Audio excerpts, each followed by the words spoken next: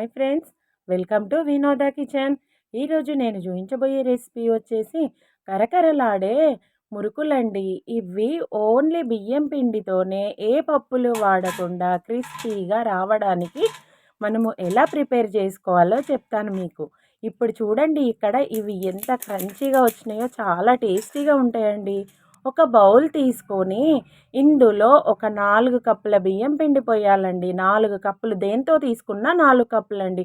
1 tea spoon ఆవాలు, 1 tea spoon జీలకర్ర, 2 tea స్పూన్ల కారం పొడి, 1 టీ స్పూన్ సాల్ట్ వేసి 2 టేబుల్ స్పూన్ల నువ్వులండి. ఇవి మొత్తము మనము తీసుకున్న పొడి పిండిలో కలిసేటట్టుగా టోటల్గా కలుపుకోవాలండి.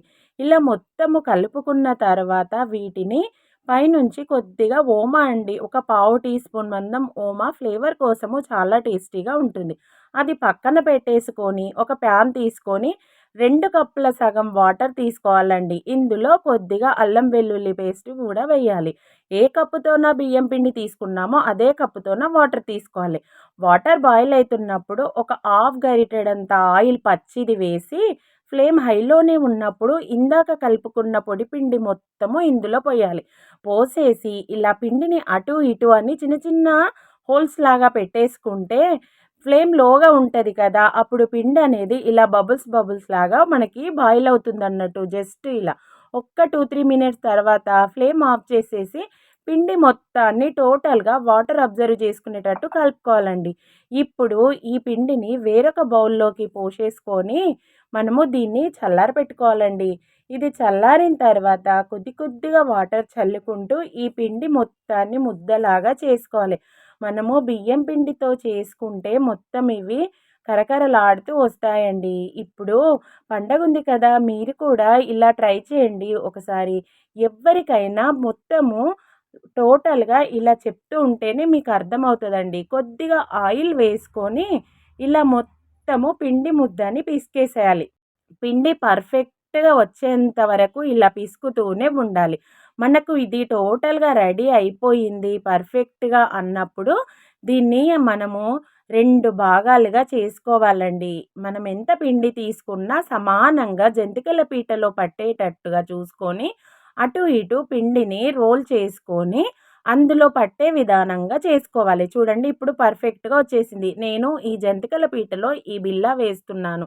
ఇందులో ఈ పిండి మొత్తాన్ని పెట్టేసుకొని మనము దీనికి పైనుంచి ఇలా క్యాప్ పెట్టేసుకొని దీన్ని ఇలా రౌండ్గా చుట్టుకోవాలండి.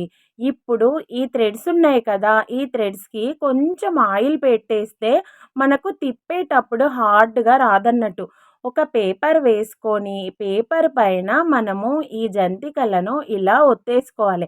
మనము పిండి అనేది పర్ఫెక్ట్గా పిసుక్కున్నాం కాబట్టి ఎక్కడ విరగకుండా వచ్చినాయి అన్నట్టు.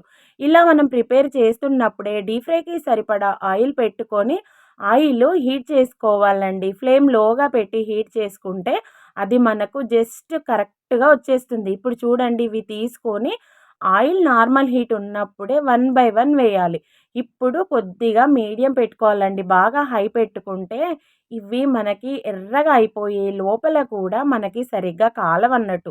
మీడియం పెట్టుకొని అటు ఇటు టర్న్ చేయండి.